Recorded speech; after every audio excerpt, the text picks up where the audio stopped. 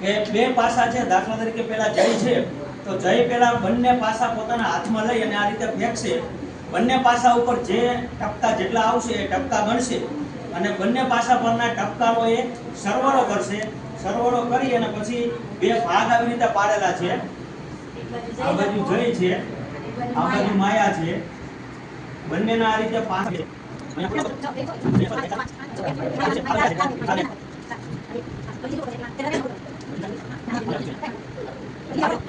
બાકીનું નીચે જે છે એ કોડું આપેલું છે. એ આપણા બાળકોને રમત રમાડવાની છે. અહીંયા તો ખાલી આપણે પૂર્વ પૂરતું છે, પણ આ રમત છે અન્ય બીજા જેટલી વાર બાળક પાસા ફેંકશે તેટલી વાર સુધી રમી શકશે. અને આ કોષ્ટક છે આપણે જેટલું લાંબુ કરવું એટલું કરી શકીએ. એ નોટબુકમાં લખતા જઈએ. હવે એટલે જો આ જય પાસા ફેંકેલા છે બે